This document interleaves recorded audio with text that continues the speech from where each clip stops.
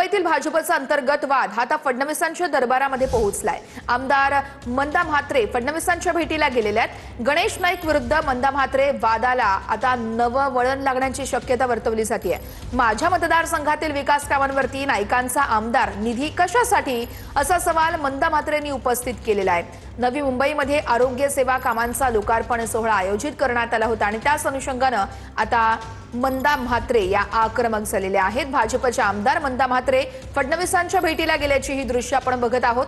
माझ्या मतदारसंघातील विकास कामांवरती नाईकांचा निधी कशासाठी असा सवाल त्यांनी उपस्थित केलाय। त्यामुळे आता गणेश नाईक विरुद्ध मंदा म्हात्रे या वादाला नवं वळण लागण्याची शक्यता वर्तवण्यात येते। नवी मुंबईमध्ये आरोग्य सेवा कामांचा लोकार्पण सोहळा आयोजित करण्यात आला होता आणि त्याच सोहळ्यावरून आता मंदा म्हात्रे या कुठेतरी आक्रमक झालेले आहेत। गणेश नाईकांचा खरं तर आमदार निधी माझ्या मतदारसंघात कशाला असा सवाल त्यांनी उपस्थित केलाय।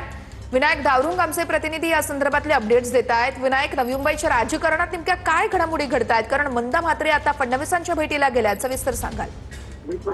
बरोबर आहे। आपण जर पाहिलं तर काल नवी मुंबईमध्ये मंत्री गणेश नाईक आणि मंदा म्हात्रे यांचा वाद जो आहे तो समोर आलेला होता आणि या वादानंतर आता भाजप आमदार मंदा म्हात्रे जे आहे ते मुख्यमंत्र्यांच्या भेटीसाठी मंत्रालयात आलेले आहेत। काल ज्या पद्धतीने संपूर्ण प्रकार घडलेला आहे या प्रकाराची माहिती जी आहे ते त्या मुख्यमंत्र्यांना देणार असल्याचे त्या म्हणाले आहेत आणि त्यानंतर प्रसार माध्यमांसमोर ते आपलं मत जे आहे ते मांडतो असं म्हणाले आहेत। त्यामुळे कुठेतरी हा वाद जो आहे गणेश नाईक आणि मंदा म्हात्रे गेल्या अनेक वर्षाचा आहे। एकाच पक्षात जरी असला तरी हा वाद जो आहे तो अनेक वर्षापासून आहे आणि पुन्हा एकदा काल एका कार्यक्रमाच्या निमित्तानं हा वाद आपल्याला पाहायला मिळाला होता।